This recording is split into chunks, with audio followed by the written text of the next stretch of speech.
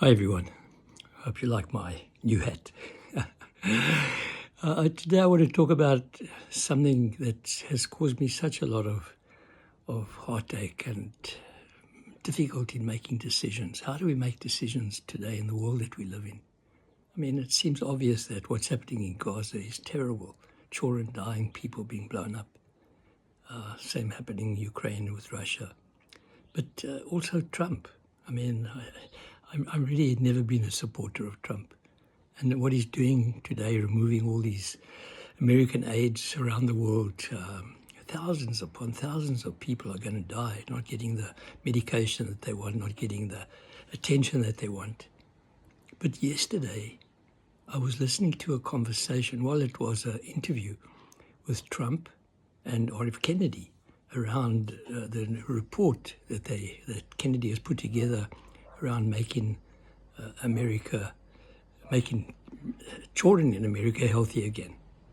And the report was astonishing. And listening to Trump talk, Kennedy talk, and all the people that he's appointed now talking around what's happening in America and what they're planning to do. I mean, autism, for example, I think was something like, was hardly known. 1 in 6,000 children were getting autism. Now it's 1 in 30. Children are suffering from increasing cancers, chronic disease. Imagine, children are getting drugs chronically, taking drugs already every day. Well, ADHD, getting Ritalin, taking it for years and years. And the science around it is not straightforward. The science around it is confusing. It doesn't just say that it's good for children, especially long term. It does seem to give some kind of symptomatic help in the short term, but long term use, and it's the same with all drugs. Benzos, for example, for tranquilizing, seriously addicting. You take it for just a few weeks and it's going to take you a hell of a long time often to come off it. So the report was remarkable, totally remarkable what they're planning to do. I see that even in some states, in Oklahoma, for example, the state of Oklahoma, they are going to insist that health insurance pays for good food. I couldn't believe it when I saw that health insurance is going to be forced to pay for good food, good nutrition, and not just for drugs. So they wanting to put restrictions on the use of drugs, especially in children. I mean, the obesity rate in children has increased dramatically. Cancer, autism, diabetes, chronic disease in children. And that's amazing. So here I was listening to Trump talking about what he's doing and thinking to myself, that's amazing, Trump. I mean, I really got to honor what you're doing here. You're changing around the way medicine is being seen in America, and that will have such a big influence around the world. I never, ever thought that this would happen in the space of months. So, yeah, what do I say now about what Trump is up to? Is he I mean, I don't like what he's doing around abortion, the whole story around abortion, the whole story around removing aid around the world. That's terrible. So, yeah, terrible. How wonderful what he's doing around making America healthy again. So it's something. It's a real heartache for me, especially around what's happening in Gaza. I mean, and I'm thinking to myself, I'm making a judgment of what's happening now, and what will it look like in 50 years' time?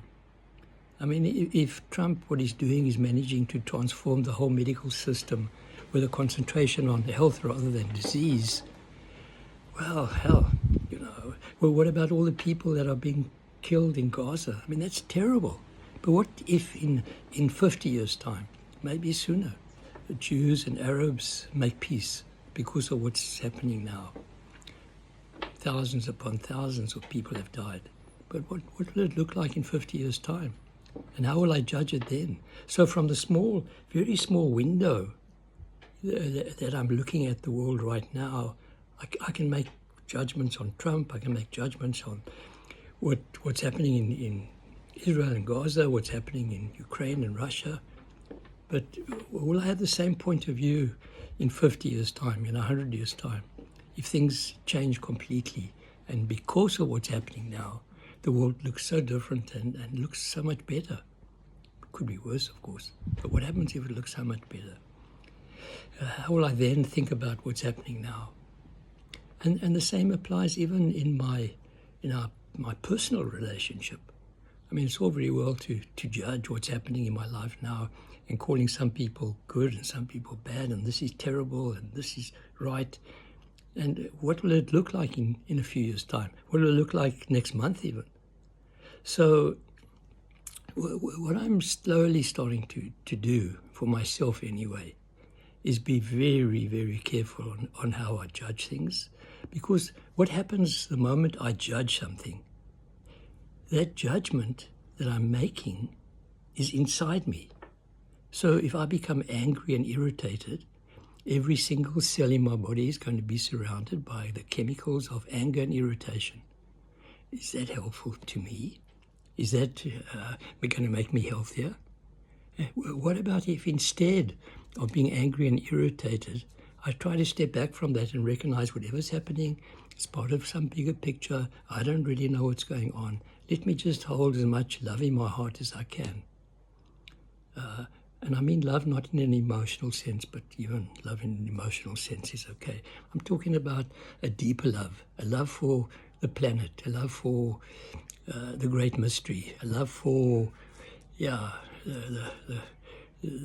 love for this magnificent world that when I look around it. Can I keep holding that? Can I keep holding love in my heart rather than anger? Because if I'm holding love, then every single cell in my body is also going to be surrounded by loving chemicals. So I have a choice here, you see. And the choice, in one sense, seems straightforward, for me anyway.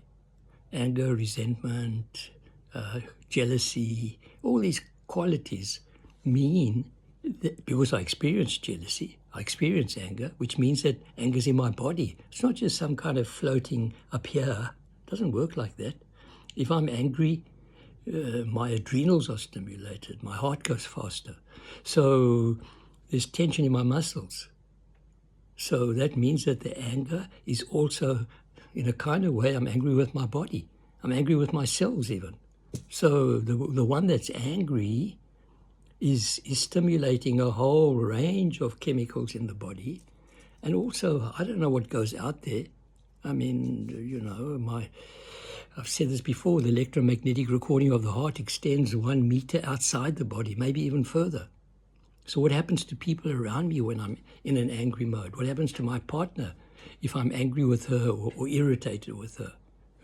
My body feels it. So every cell is going to be feeling it as well as everybody else around me. So the decision that I have to make in the end is to say to myself, no, I'm not going to make a judgment over here. I refuse to make a judgment. I see what's going on, and I will send as much compassion in my heart as I can to the places around the world, to Trump, to the Palestinians, to whoever I can, whoever's coming up into my sight over here. Let me take full responsibility. Responsibility means responding in a way that fulfills my understanding and makes me feel open-hearted, as much love as I can, compassion, and brings a sense of inner peace and joy. And that means that that's what every single cell in my body is going to be surrounded by. So that's a choice I make. And I hope that everybody will also make that choice, because the world will become a much better place if we did that. Have a good day.